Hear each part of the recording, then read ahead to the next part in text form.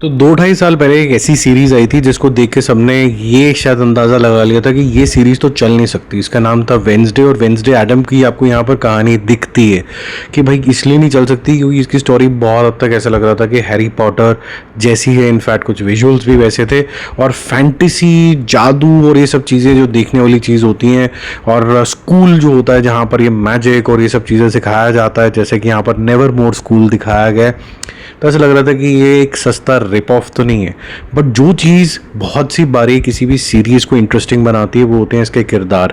जैसे कि हैंड सिर्फ एक हाथ है लेकिन बड़ा ही समझदार हाथ है, एकदम लॉयल तरीके का हाथ है। और वेंसडे एडम अपने आप में एक ऐसे इंट्रिंसिक तरीके का कैरेक्टर है जो इतना ग्लू कर देता है आपको इस सीरीज़ के अंदर कि वो एसेंट्रिक जो उसका नेचर है, यानी कि सटकेल जो नेचर है, वो भी आपको ज़्यादा पसंद आना शुरू हो जाता है। पहली जो जर्नी दिखाई गई थी वो बस पूरे स्कूल के जो लोग हैं उनको जानने के लिए दिखाई गई, उसकी फैमिली बैकग्राउंड को बताने के लिए दिखाई गई, वो ऐसी क्यों है वो थोड़ा सा बताया गया।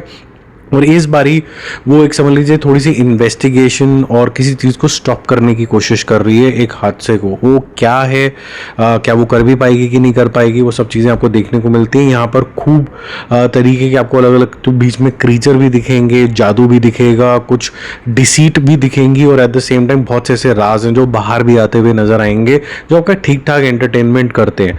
जो चीज़ इसकी हाईलाइट है वो इसकी ब्रिलियंट सिनेमेटोग्राफी है जो कि विजुअली आपको बहुत ज़्यादा स्टनिंग लगती है। मुझे इसका म्यूज़िक जो है, बैकग्राउंड, वो काफ़ी ज़्यादा ज़बरदस्त लगा। तीसरी चीज़ जो मेरे लिए काफ़ी बड़ी हाईलाइट थी कि कैरेक्टराइजेशन, क्योंकि स्टोरी फर्स्ट और सेकेंड में काफ़ी बड़ा शिफ्ट लेती है from knowing this school to now being part of it. तो आपको स्टोरी को आगे बढ़ाना होता है तो आप कैरेक्टर नहीं लूज़ कर सकते हो।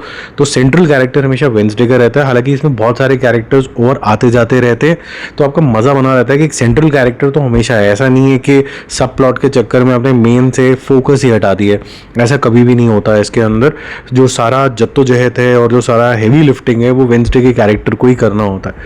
अभी पार्ट 1 आया, और जब तक आपका इंटरेस्ट बहुत इंटरेस्टिंग तरीके से इसके अंदर ग्लू होता है तब तक थोड़ा सा क्लिफ हैंगर आ जाता है, क्योंकि पार्ट 2 भी इसका जल्दी ही आएगा।